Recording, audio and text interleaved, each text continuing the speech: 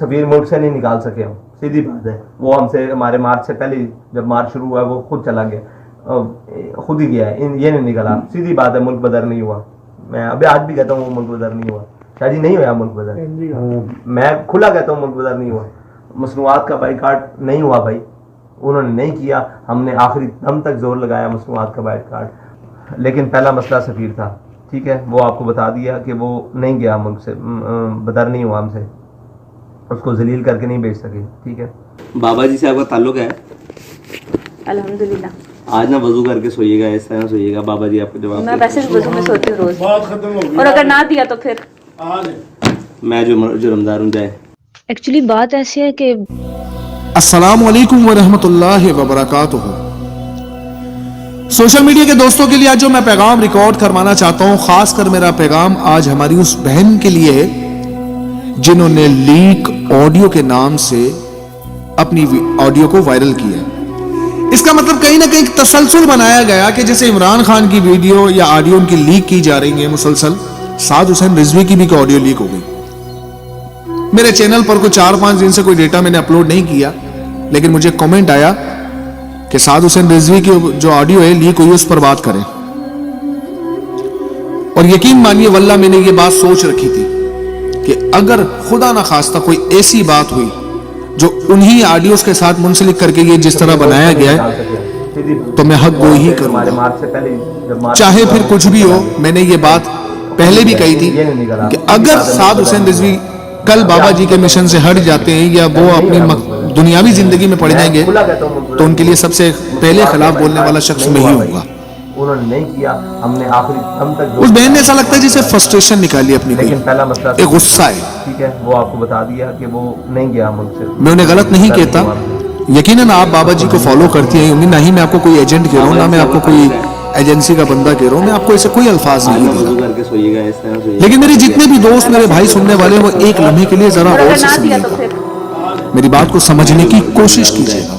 ना ही मैं किसी का वकील बनकर बात करने लगा हूं, और ना ही मैंने किसी की कब्र का जाके हिसाब देना है। अल्लाह तबारक व तआला से दुआ है कि मैं हक गोई करूं कि जब अल्लामा खादिम हुसैन रिजवी साहब जिंदा थे तब उन पर यह इल्जाम नहीं लगाया गया कि ये पैसे लेकर बंदे लेकर गए थे। मैंने हमेशा कहा कि इस पाकिस्तान के अंदर मरकर यकीन दिलाना पड़ता कि वो शख्स सच्चा था। उस वक्त तो बाबा जी भी बड़े इल्जामात लगे। असल मसला क्या है, इन बहन को गुस्सा क्यों है? उस ऑडियो में भी क्लियरली सुना जा सकता है कि साद भाई से जब इन्होंने सवाल किया कि फ्रांस के मामले में, जो ये खुद भी एक्सेप्ट कर रही हैं, उन्होंने जवाब दिया कि जी बिल्कुल हम नहीं निकलवा पाए, फ्रांस के सफीर को मुल्क बदर नहीं करवा पाए। हमने कोशिश की कि हम फ्रांस की मसनूआत का बायकाट कर पाए, लेकिन वो नहीं हो सकी। वो बहन फ्रस्ट्रेटेड है इस बात को लेकर कि जनाब बाबा जी ने तो कहा था चूचा अगर मगर से काम नहीं लेना, जब गर्दन हुजूर के लिए रखी है तो आप पीछे क्यों हटे? मुझे लगा शायद ऑडियो पुराना होगा, लेकिन जब हवेलिया का वाकया बताया, जब बाबा जी के उर्स का वाकया बताया, मैं समझ गई तो शायद ये कल और परसों की ही बात होगी।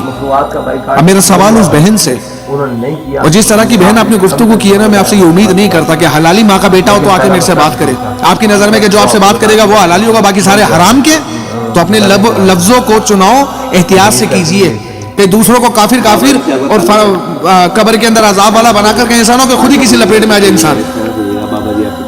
मुझे सिर्फ एक सवाल का जवाब दीजिएगा, सारे लोग इस बात को बखूबी समझने की कोशिश कीजिएगा कि जब फ्रांस के सफीर का मामला आया, हुकूमत पर प्रेशर बनाने की कोशिश की गई, हुकूमत ने टाइम मांगा, जब टाइम मुकम्मल होने लगा तो साद हुसैन रिजवी को बीच रोड से उठा लिया गया, 6-8 महीने की कैदोबंद की सोबत में रखा गया। उसके बाद जब ये लोग निकले, जो भी मामला तय पाया, इन्होंने फिर से एक चालबाजी की जिसमें फवाद चौधरी ने खुद ने कहा, और लोगों ने सवाल किया आपने उनके साथ धोखा किया, उन्होंने कहा हाँ जी हमने किया धोखा। उसके बाद वो हवेलिया का वाकया कोट करती है कि जी जनाब आप जंग के लिए जब गए थे, जब आपने तड़ी लगाई थी कि हम हारे हैं, तो आप जंग से पीछे कैसे हट गए? आपको वहां को रुकना चाहिए था, आपने क्यों कहा जी मेरे बंदे मर रहे हैं तो मुझे इसलिए बैकफुट होना पड़ा। तो बहन आपके हिसाब से साद रिजवी को वहां पर कत्लो गरद की नदी, मतलब नदियां बहा देनी चाहिए थी, या अपने लोगों की, क्योंकि वो तो कुछ कर नहीं सकते थे, अपने लोगों की जाने देनी पड़ती ना। तो और लड़ किससे रहे? ये कौन सा जहाद था जिससे आप जहाद का नाम दे रहे हो? आप तो जहाद करने निकले हो, ये जहाद नहीं होता, ये सरासर बेवकूफी होती। बाबा जी की बात की तो बाबा जी कहते थे ना मैं खुला कहता हूँ मुल्क बदर कि अल्लाह फरमाता है इन्हें अपने घोड़ों से डराओ। नहीं हुआ भाई। उन्होंने घोड़ों से डराने की कोशिश की उनको, उन्हें लगा कि शायद ये लोग प्रेशर में आ जाएंगे, हजूर की इज्जत के लिए अगर मिलाद मनाने जा रहे तो शायद वो समझ जाएंगे। लेकिन उन्होंने जिस तरह फायरिंग शुरू की, साद हुसैन रिजवी ने ये बात सबके सामने कही कि खुदा की कसम अगर हम पीछे ना मुड़ते, उनका इरादा था कि वो सबको मार दे, अल्लाह की पता नहीं इसमें क्या हिकमत थी। अब मेरा सवाल फिर दोबारा आपसे, जो शख्स 6-8 महीने अपनी बहनों से दूर रहा, अपने घर से दूर रहा, बाबा जी के मिशन को जारी रखा हुआ उस शख्स ने क्या करता, वो फिर ले जाके लोगों को शहीद करवा देता। उस दौरान तेजाब का पानी फेंका गया, उस दौरान लोगों पर फायरिंग की गई, लोगों पर बख्तरबंद गाड़ियां चलाई गई। आपके मकसद में क्या था, क्या करना था साद हुसैन रिजवी ने? वो किसी मनसब पे थे, वो हुकूमत का हिस्सा थे, और वो क्या है, एक 25 साल के नौजवान के ऊपर जो चाहता है वो आके खड़ा हो जाता है कि जैसे अकेले इस्लाम का ठेकेदार वही हो। अगर आपको लगता है बाबा जी के वो मनसब को सही लेकर नहीं चल रहा, तो जनाब आप आए ना, आप पहल करें। आप तो कह लीजिए मैं कयामत तक नहीं छोड़ूंगी, मैं तो उससे इस चीज का हिसाब लूंगी, उसने मुझे खुद कहा है। अब मैं आपसे सवाल करता हूं, एक शख्स ने जवाब दे दिया हम ये नहीं कर पाए, मैं उसके बाद दोबारा जाऊं, जनाब मुझे जवाब दो, आप फ्रांस के सफीर को क्यों नहीं निकाल पाए? वो कहे भाई हम नहीं कर पाए, हमने कोशिश की, हम नहीं कर पाए। फिर मैं पहुंच जाऊं। आप कभी मस्जिद के अंदर मर्दों का रूप बदल के जा रही हैं, कभी आप ऊंची आवाज में कह रही हो मुझे जवाब दो। अगर हजरत उमर से पूछा जा सकता तो तुम कौन हो? जनाब जिस हजरत उमर के दौर की आप बात कर रही है ना, वह सामने काफिर थे लड़ने के लिए। मुझे बताओ ना कि जिस इस्लामी रियासत की हम बात करते हैं सामने मुसलमान है, तो लड़े किससे, हथियार किस पर उठाएं? क्या पाकिस्तान को जंग का मैदान बना दे?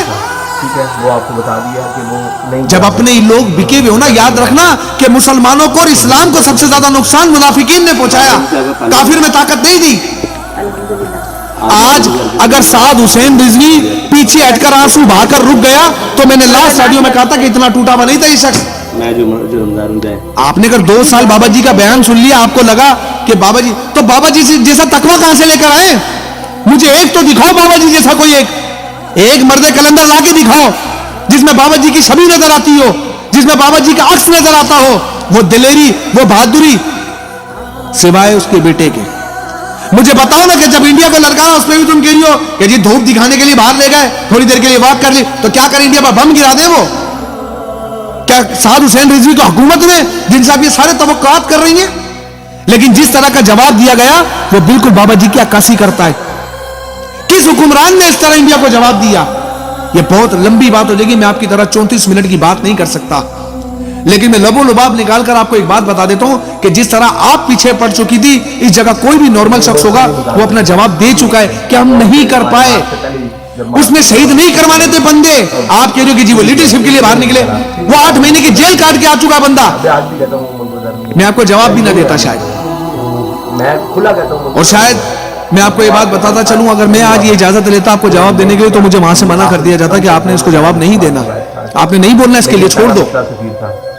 आप बाबा जी के मनसब की बात करती हो, बाबा जी की बातों की बात करती हो, तो बाबा जी ने कहा था कि मेरी औलाद मुझसे ज्यादा दिलेर है, बोल गई कि आप बाबा जी से फिर आपके मुंह पे जी उसके कुत्ते, उसके कुत्ते, उसके कुत्ते, ये अल्फाज ही बोलने वाले एक खातून होकर इस किस्म की जुमले इस्तेमाल कर रही हैं आप। और अगर ना ऐसा लग रहा है कि जैसे बाबा जी के बेटे वो नहीं, बाबा जी की बेटी आप हो, बात है बाबा जी का खून वो नहीं आप हो।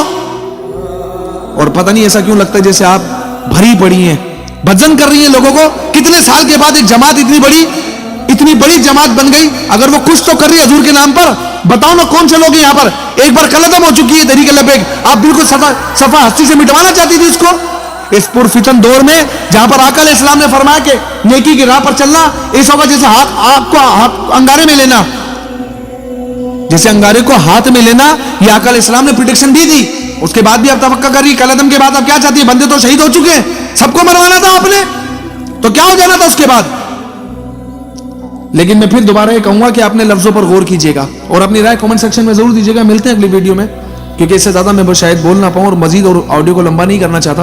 अपनी राय कमेंट सेक्शन में दीजिएगा। मिलते हैं अगली वीडियो में, तब तक के लिए अपना बहुत सारा ख्याल रखिएगा। अस्सलाम वालेकुम व रहमतुल्लाहि व बरकातुहू।